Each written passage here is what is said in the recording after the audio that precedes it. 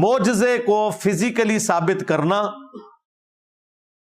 یہ سائنس پہ بھی ظلم ڈھانا ہے اور اسلام میں بھی بدعقیدگی ہے، جو ایک فرنٹ مین کرنے کی کوشش کر رہا تھا غزالی کے جھوٹے عقیدے کے دفاع کے لیے. تو دیکھیں وہ ایک عورت نے آ کے نا اس فرنٹ مین کے ساتھ کیا کیا. اور یہ میں کوئی عورت کے جینڈر کی تحقیر کے طور پہ نہیں کر رہا.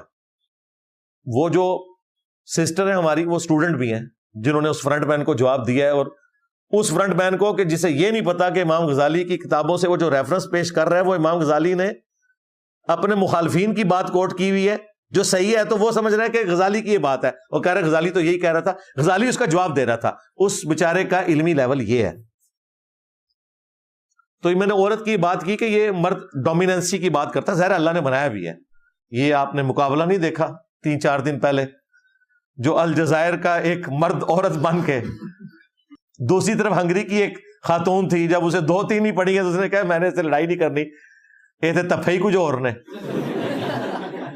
یہ جو ہم کہہ رہے تھے کہ مرد و عورت برابر نہیں ہو سکتے، اللہ نے ڈیفرنٹ بنایا. جسٹس کریں گے، ایکویلٹی نہیں ہو سکتی، انصاف ہوگا.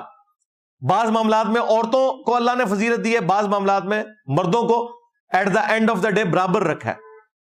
ورنہ تو عورتوں کا ہاکی کی ٹیم کا مقابلہ مردوں کی ہاکی کی ٹیم سے ہو. یہ میں اکثر مثال دیا کرتا تھا. یہ تو اللہ کی طرف سے کرامت ظاہر ہوئی ہے جو یہ واقعہ ہوا ہے. یہ جو ابھی اولمپکس ہو رہے ہیں فرانس میں، پیرس اولمپکس، تو اس میں جب وہ الجزائر کی جو ایک عورت نما مرد تھا، وہ جب کٹہرے میں اترا ہے تو وہ تو سامنے والی عورت کو پتہ چل گیا، کیونکہ جب اسے 2-3 لگی اس نے کہا اسے تو میں مقابلہ جیت ہی نہیں سکتی، یہ تو کوئی اور ہی چیز ہے. تو بڑے پہنچے ہوئے بزرگ ہیں. تو میرا خیال ہے پوری دنیا کو پتہ چل گیا کہ اسلام مرد و عورت میں جو یہ والا ڈفرنس کرتا ہے یہ واقعی ایگزسٹ کرتا ہے. لیکن ادھر تو اور چیز ہوئی ہے.